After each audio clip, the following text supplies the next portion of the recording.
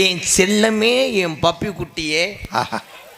அதில் சொல்லுவேன், நான் எச்சி உன் மேலே காரி துப்புவேன்னு அந்த பிள்ளை சொல்லும். இவன் சொல்லுவேன், நீ துப்பாத, டெய்லி டம்ளரில் பிடிச்சி நான் அதைத்தான் சோத்துக்கு பிணைஞ்சு தும்பேன். யாரு சீனா அமைட்ட போய் கேள்றா, கேவலப்பட்ட பயமேனே.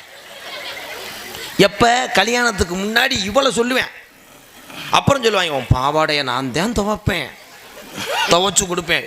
அது சொல்லுவேன், போங்க அசிங்க, 4 பேர் பார்த்தா ஊர் சக்காலத்திய வைவாளுங்க, போ நான் தான் துவைப்பேன், உனக்கு காலெலாம் அமுக்கி விடுவேன். அதே ஆளுக தாலி கட்டிட்டேன். தாலியை கட்டிட்டு முத பைக்கில் போகும்போது கண்டுபிடிச்சி போடலாம். புருஷன் முண்டாட்டி அழகாக நான் கண்டுபிடிச்சி போடுவேன். புதுசாக கல்யாணம் ஆனவங்கள என்னண்டா, அவன் ஹேண்ட்பாரில் உட்காந்துருந்து அந்த பிள்ளை வந்து தள்ளி உட்காராது,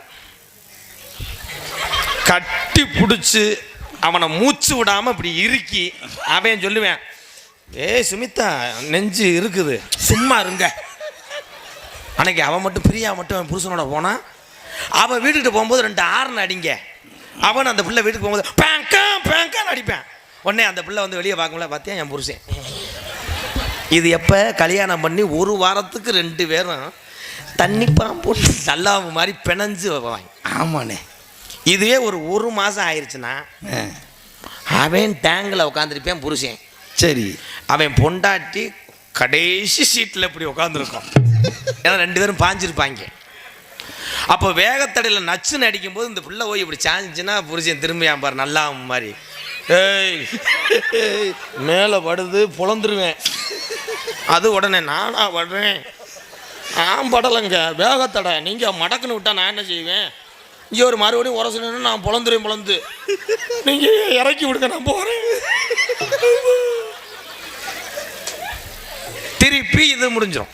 சரி, அதுக்கப்புறம் ஒரு பிள்ளை வந்ததுக்கு அப்புறம் இதே புருஷன் முன்னாடி நிலைமையை பார்த்தீங்கன்னா, பிள்ளை பிறந்த பிள்ளை டேங்கில் இருக்கும். ஆமாம், புருஷன் ஜென்ரலில் உட்காந்துருப்பேன். ஆமாம், இவன் பொண்டாட்டி கட்டின பாவத்துக்காக ஆண்டவா 2 அடி உன்னை போட்டு நோண்டவா. இவன் பொண்டாட்டி கட்டின பாவத்துக்காக பைக்கில் எங்கே உட்காந்துருக்க முடியும், இண்டிகேட்டரில் உட்காந்துருக்கு இங்கே. என்ன அதுக்குள்ளே பொண்ணு மாப்பிள்ள அடிச்சுக்கிட்டாங்க. என்ன அது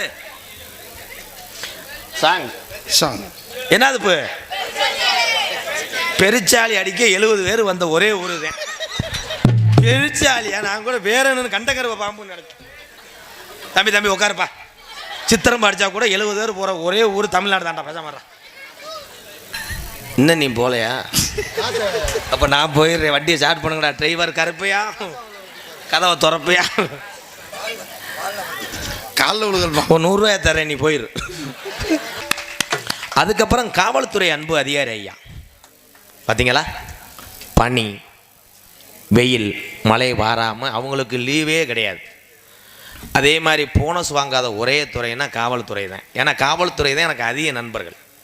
அண்ணே பட் என்னையே 2 தடவை பிடிச்சிட்டாங்க. என்னண்ணே எப்படி சொல்லிவிட்டேன்? உண்மையில பிடிச்சிட்டாங்களா? உன்னே 2 தடவை பிடிச்சிட்டாங்க. என்னன்னு கேளு. என்னண்ணே? கட்லா மீன் வளர்த்தையும் பிடிச்சிட்டு போயிட்டேன்.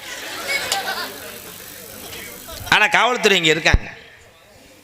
ஒவ்வொரு ஊரும் சாதி என்பது மனதில் இருக்க வேண்டும், வீரம் என்பது உங்கள் உள்ளத்தில் இருக்க வேண்டும்.